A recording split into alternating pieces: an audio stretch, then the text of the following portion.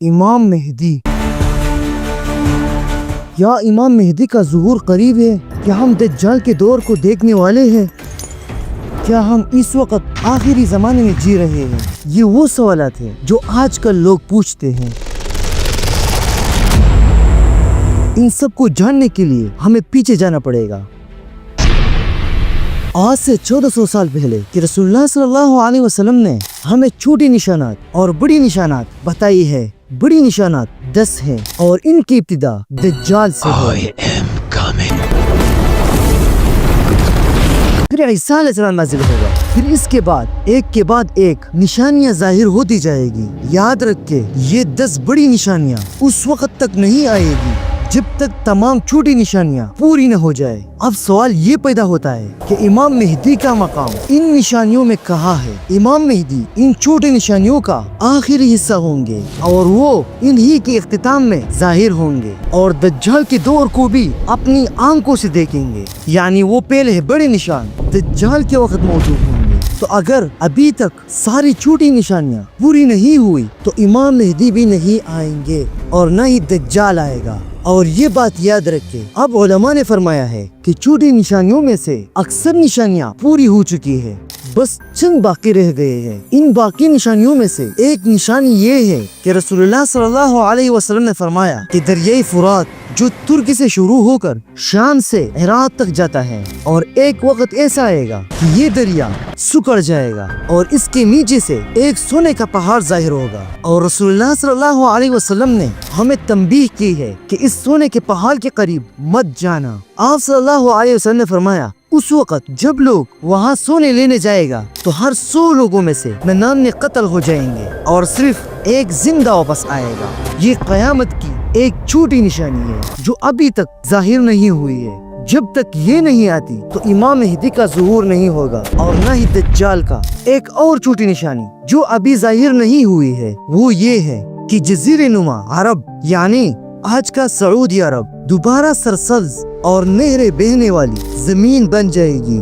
آج ہم نے ابھی تک یہ منظر نہیں دیکھا۔ یہ نشانی بھی باقی ہے اور کچھ اور بھی نشانیاں ہیں جو ابھی ظاہر نہیں ہوئی ہے۔ اور یہ نشانیوں میں ایک بہت بڑی جنگ کا ذکر ہے۔ رسول اللہ صلی اللہ علیہ وسلم نے فرمایا کہ امام مہدی کے آنے سے پہلے دنیا میں بڑی بڑی جنگیں ہوں گی۔ ان جنگوں میں سے ایک جنگ کا ذکر ایک طویل حدیث میں ہے جس میں اہل روم کا ذکر ہے۔ اہل روم کون ہے؟ رسول اللہ صلی اللہ علیہ وسلم کے دور میں اہل روم رومن امپائر تھے، اور آج کے دور میں اس سے مراد یورپ کے لوگ ہیں جیسا کہ امریکہ، اسرائیل وغیرہ وغیرہ۔ اور چونکہ امریکہ میں یورپی لوگ آ کر آباد ہوئے تھے تو امریکہ بھی اس میں شامل ہو جاتا ہے۔ اب یہ ہوگا کہ اہل روم 2 گروپ میں تقسیم ہو جائے گا۔ ایک گروپ مسلمانوں کا دشمن ہوگا اور دوسرا گروپ مسلمانوں کا دوست ہوگا، اور جو دوسرا گروپ ہوگا وہ مسلمان کے ساتھ مل کر دوسری رومن گروپ سے جنگ کرے گا۔ یہ جنگ بہت لمبی ہوگی، کبھی مسلمان جیتیں گے اور کبھی شکست کھائیں گے، اور یہ سلسلہ چلتا رہے گا یہاں تک کہ ایک وقت ایسا آئے گا کہ مسلمان اور ہمدرد رومیوں کا اتحاد دشمن پر فتح پالے گا۔ اس کے بعد تھوڑے عرصے تک دنیا میں امن رہے گی، پھر ایک دن رومیوں اور مسلمانوں کے درمیان جھگڑا ہو جائے گا۔ مسلمان کہیں گے کہ ہم نے یہ جنگ قرآن کی وجہ سے جیتی ہے، جبکہ رومی کہیں گے نہیں، یہ جنگ ہم نے صلیب کی وجہ سے جیتی ہے۔ اس پر جھگڑا بڑھے گا اور جنگ چھڑ جائے گی، اور جس میں مسلمان شکست کھائیں گے، اور یہ وہی وقت ہوگا جس کے بعد امام مہدی کا ظہور ہوگا۔ ایک اور حدیث ہے، اس میں خلفاء کے سلسلے کا ذکر ہے۔ خلیفہ وہ شخص ہوتا ہے جو پوری امت مسلمہ کا حکمران ہوتا ہے۔ خلافت کا سلسلہ حضرت ابوبکر صدیق رضی اللہ تعالی عنہ سے شروع ہو کر تقریباً 1300 سال تک چلتا رہا۔ اب وہ خلافت دوبارہ قائم ہوگی اور کئی خلفاء آئیں گے۔ جب ایک خلیفہ کا انتقال ہو جائے تو ایک نیا خلیفہ منتخب کیا جائے گا۔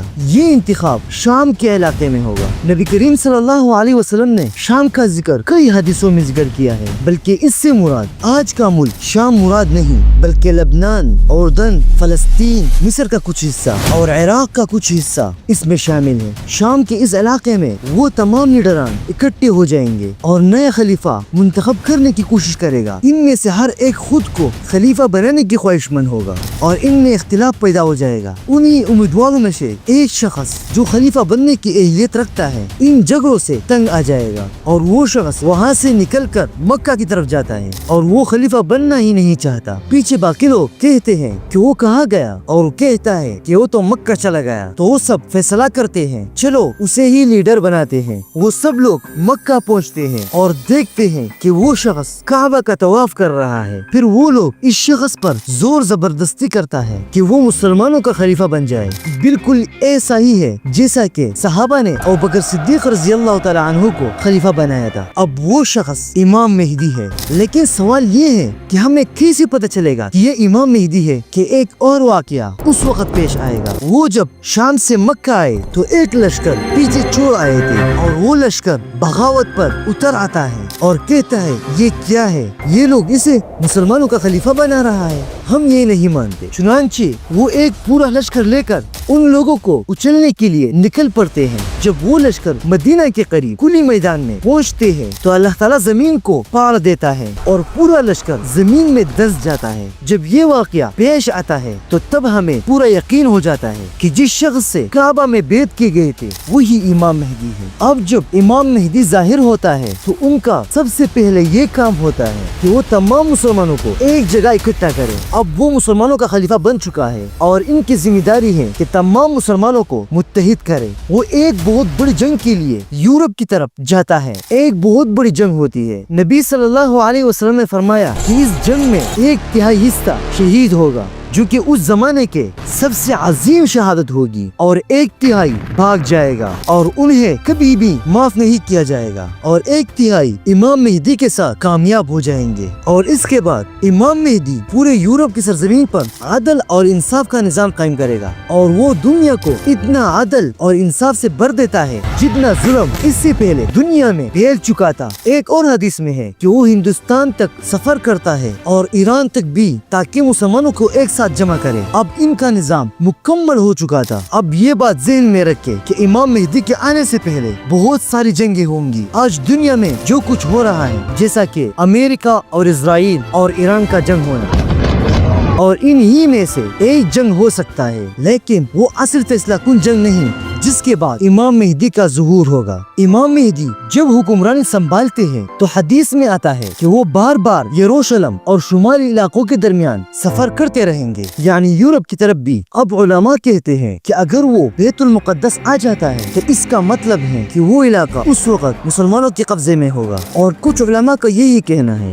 कि दज्जाल का मरकजी मकाम बैतुल मुक़द्दस के आस पास होगा। अब उलमा का इसमें इख्तिलाफ है कि इमाम मेहदी के वक्त बैतुल मुक़द्दस किसके कब्जे में होगा और दज्जाल के आने के वक्त यरूशलेम किसके कब्जे में होगा। उलमा के दरमियान यही एक बड़ा डिबेट है, लेकिन ज्यादातर उलमा इस तरफ माइल है कि इमाम मेहदी के दौर में बैतुल मुक़द्दस मुसलमानों के कब्जे में होगा, क्योंकि हदीस से मालूम होता है कि दज्जाल का इस सिटी में आना जाना होगा, जो इस बात की अलामत है ये सिटी किसी हद तक उसके ज़ेरे असर होगा। एक हदीस में है कि दज्जाल मक्का और मदीना में दाखिल नहीं हो सकता, और जब नबी सल्लल्लाहु अलैहि वसल्लम मक्का और मदीना कहता है तो इसका मतलब मक्का और मदीना के इनके आसपास का इलाका होता है। तो दज्जाल इन इलाकों में दाखिल नहीं हो सकता। एक और हदीस में है जिनमें 4 जगहों का जिक्र है जहां दज्जाल दाखिल नहीं हो सकता: मक्का और मदीना, मस्जिद अक्सा और मस्जिद तूर। जब नबी सल्लल्लाहु अलैहि वसल्लम अक्सा का जिक्र करते हैं तो सवाल पैदा होता है, क्या दज्जाल सिर्फ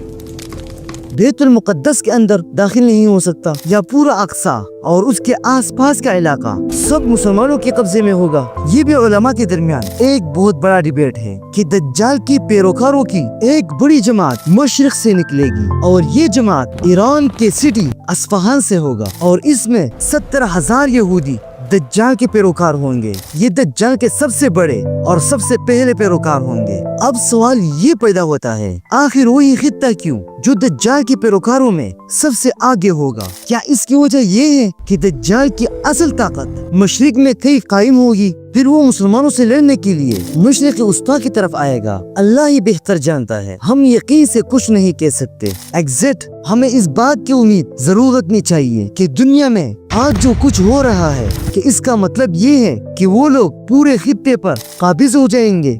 हो सकता है वो कुछ वक्त के लिए यहाँ रहे, लेकिन कितना वक्त ये हम नहीं जानते। लेकिन एक बात यकीनी है कि कुछ ऐसा जरूर होने वाला है जो सूरत हाल को बदल देगा। अब सवाल ये है कि हम सबको ये हकीकत कहाँ से मिलेंगे? तो मैं आप सबसे गुजारिश करता हूँ कि सूरह इसरा के शुरू की तफसीर को जरूर मुताला करें। अगर आप जानना चाहते हैं कि यरूशलेम का मुस्तकबिल क्या है और वहाँ क्या होने वाला है, तो आप कुरान की तरफ रुजू करें। कुरान हमें इन अहम बातों के लिए दिया गया है ताकि हम लोग उससे नसीहत हासिल कर सके।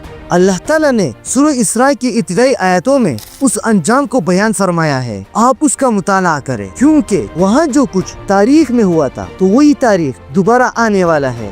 आखिरकार वहाँ कोई कब्जा बाकी नहीं रहेगा, क्योंकि अल्लाह ताला अपने बंदों को भेजेगा और यरूशलेम में उसी तरह दाखिल होंगे जैसे पहले दाखिल हुए थे। क्या इसका मतलब ये है कि पूरा इलाका जिस पर अभी कब्जा करने की कोशिश हो रही है, क्या वाकई ये सिटी इन लोगों के कब्जे में आ जाएगा? हो सकता है, जी हाँ, ये भी मुमकिन है कि वो पूरे इलाके पर कब्जा कर ले, लेकिन ये भी मुमकिन है कि इसके बाद इमाम मेहदी आ जाए कि वो पहले से इस इलाके पर कंट्रोल हासिल की हुई हो और दज्जाल का मरकज वहाँ न हो। और ये दोनों बातें मुमकिन है। बहरहाल ये सब गौर और फिक्र की बातें हैं। तो सब्सक्राइब